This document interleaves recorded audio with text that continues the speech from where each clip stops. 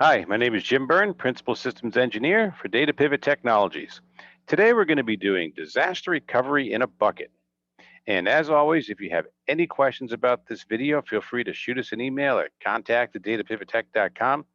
And don't forget to hit that subscribe button so you'll get more great content just like this. Okay, let's get started here. First of all, why is DR in a bucket possible? And very simply is Commvault splits their catalog, which means everything you need to recover your environment, including indexing and information from the deduplication databases, is stored in an object storage bucket. That's probably 98% of your data. And there's a two-tiered catalog with Commvault. And let me just go over that in this next slide here. Now, this is unique to Commvault. If you've used a lot of other backup products that are out there, it could be NetBackup, Networker, you name it. They usually have one big monolithic catalog that has to be recovered. So you install Windows on your main machine that schedules all your backups, and you install the software. Then you got to recover the catalog. It takes 4 or 5 hours to do that. What Commvault does is 98% of my data is right here inside of this backup. The second tier has not only your backup data, but indexes and deduplication information. The ComServe, which is the brains of the operation, which does all the scheduling, starts the jobs, and just basically has pointers to the backup jobs. The amount of data that you need for this tier 1 piece of the catalog is only 1 to 2 gig. So when you do a backup with Commvault, copy 1 is on-prem, so I back up here, then I can replicate off-site, that would be copy 2, and then I may have some long-term backups or some tertiary backups out here in the cloud. Every one of these copies has everything it needs to do the recovery. All that's in the ComServe is just small little pointers. So this small little bit of information doesn't take long at all to recover. Typically, once you have the VM built with Windows on it and the Commvault software, you can recover in about 15 minutes. Now this slide here, what I did, this is our DataPivot lab, and what I wanted to do here is just show you. We have this set up to do a backup every day, and you can see the backups here, throughout time, and they're all quite small. And Commvault, the reason why they did this, I used to do a lot of consulting work, and I would go on-prem and, like, let's say somebody, for whatever reason, the backup environment just got all screwed up, something happened, and we have to recover it. A lot of times people couldn't find the catalog. So Commvault putting this up in the cloud, it's very little expense, but I'll tell you, this information is gold when you go to recover the environment. You need it. So you can set your ComServe up and you just import this information and you're off to the races. All right, so our DR in a bucket, we have a few scenarios because we knew people will be looking at this and you'd be thinking, there's always different ways of doing things. So we have our pepper rating system here. So 1 pepper is good, 2 is better, and pepper's on fire, 4 of them here, that's the best. So these are just different design options. And as always, the one that's good is the easiest to set up. And there's a little more work to do these other ones, but yeah, the benefits, are increased as you do more work, like a lot of things in IT. Okay, so let's go to the next slide here. Okay, this is the original DR in a bucket. Where this whole concept came from was I had a client, they had a data center, had a ComServe, had a couple of media agents, and we had some VMware, some Microsoft SQL, some files and things like that. And we were backing up on-prem, and then we were just shooting a copy out here to a bucket that was actually located up in Wasabi. And then somebody in management one day said, you know what? What would happen if the entire data center was gone and all we had left was that bucket? Could we recover? Absolutely, yes, you can. And then the next thing they asked was, can you show it? So what we did was this DR environment, now this could be in the cloud, but in this particular case, I did it for them on-prem. And we did it with a ESX host. And on this ESX host, I built a ComServe as a VM, and we installed Windows, installed Commvault, and then on that previous slide where I showed you all the DR sets, what we did was I just grabbed the DR set, downloaded it, and I put it right here on the ComServe, recovered it. We're all set in about 15 minutes. And in the meantime, I had spun up another VM to be used as a media agent, and I set it with a read-only path to this bucket. So one of the side benefits here is we were able to do this test because this is read-only. You don't have to worry about anything get deleted or aged out or screwed up in your bucket. Production was left alone. So we were able to do this test with no impact to production. And then what we did is we recovered a few VMs, recovered some files, and we recovered a database, that kind of a thing. So what we were able to show was, if everything is gone and all we got is that bucket, yes, we can get the environment back. So the one thing you have to keep in mind is, there is it's all about time. That's what's different with each one of these scenarios. So it does take some time to get this set up, but at the end of the day, you will be able to get it back.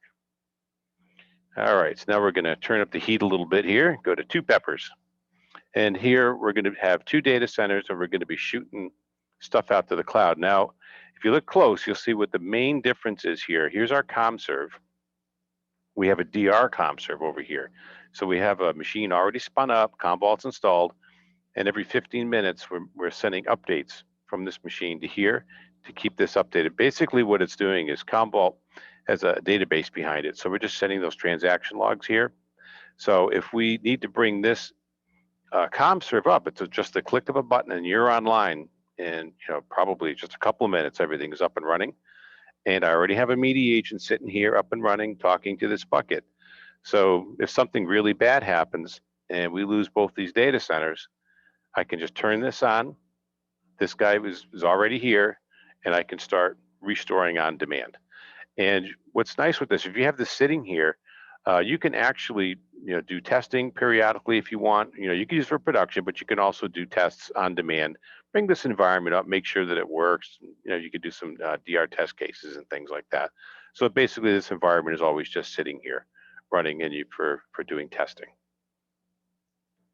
All right, let's turn the heat up a little more here. Now we're at 3 peppers. Okay, so we've got 2 data centers here. CommServe running everything. We've got some media agents that are cross-replicating to each other. So these VMs back up here, go to these media agents, these VMs and SQL databases and stuff back up here. And then this data center replicates here. And then we're also setting a 3rd copy out here to the cloud. Now, we're out here in the cloud. What we can do is we can restore on demand. So if something were to happen that's catastrophic to both of these data centers, you can make the decision to bring this DR CommServe up online. This is already here, and we can start restoring on demand and bringing databases back and things like that. And then down here, you can have it actually a separated, isolated network, and you can do some DR tests down here as well. You can bring your DR set back from Commvault, set this CommServe up, set up this media agent, and you'll see that this is separated. And some places I've gone to, they like this arrangement because it's a read-only relationship to that bucket, and people are always worried something's going to get screwed up. So a lot of people do like this, and it's kind of nice. You can set this environment up, spin it up, do your testing, bring things back, and then when you're done, you can just erase everything. So this is another way of doing it. That's what we called it Better Plus, because you have a separate environment over here, so you can test at will and then tear it down when you're done. All right, and now we're going to turn up the heat a little more. Now we're at 4 peppers, and we do have a lot of people that like this particular setup. Now this part over here with data center 1, data center 2, this is the same. I have a CommServe, controlling the environment. These guys back up here, these guys back up to their local media agents, replicate to each other, and then we keep a copy out here in the cloud. Now here's the big difference right here, live sync. And what you're doing here is I can back up let's use a VMware for an example. I back up my VM to here, then I replicate the blocks out to here, and then I have a VM sitting here. It's off, but I'm going to replicate, change blocks to it periodically, so it's up to date. So I can just turn it on. I don't have to restore it. Now that's particularly useful if you have things like Active Directory and things that are critical for your environment you need up immediately, or maybe you've got a huge VM that's like a terabyte. You wouldn't want to restore a terabyte and in a disaster. You want to bring it up quick. So you can select certain VMs that you'd like to have replicated. They'll be off, and then when you need them, you can fail over. And Commvault also has the ability to re-IP these VMs using VMware tools. It'll just set the IPs and everything for you. So you might have one subnet over here, but then when you get over here, it'll change the subnet for you, change the gateway, change the DNS, all that stuff. So they come up. And everybody always likes to focus on VMs, but we can also replicate databases as well. You can have a database sitting out here. So you back up and say in data center 1, my transaction logs, replicate them out here. Then I can restore those transaction logs periodically to that database and keep the thing up to date. You can do the same thing with files. You do an incremental backup here in data center 1, back it up, replicate it out here to your media agent, and then do a restore and keep those files up to date. So you can kind of keep like a warm standby. So these guys are off. You'll have to pay some storage for it, but when you need it, you can bring it right on. Now, also here in parentheses, you notice it says it could also be used as a test. You can spin up a test environment out here as well, and you can do some testing, have it change the IPs and do all that stuff automatically for you for your test environment. And your developers can go in there, do some testing, and then when they're done, you can tear it down. So this particular environment, people like a lot. So it gives you the flexibility. I can use live sync to keep a, basically a warm standby. They're not on, but they're, you can just turn them on when you need to. And then if you have other stuff that's not as important, you can restore just like you did in the other models. So that's pretty much it for the different methods. You can see as you go through these, there's a little more work with each one, but as you do more work, you can recover faster. So it's a balancing act on how much, what level of effort you want to put into getting to for your DR. So that's pretty much it for our DR in a bucket. And if you have any questions, feel free to shoot us an email at contact@datapivottech.com. And we also offer professional services. We do this, all day long. We have very skilled engineers that'll be glad to help you out and to get this going. And we can do any one of the scenarios you've seen today, or maybe yours will be a little different. But yeah, we can definitely get that going for you. And don't forget to hit that subscribe button again, so you can get more great content just like this. And thank you for your time today.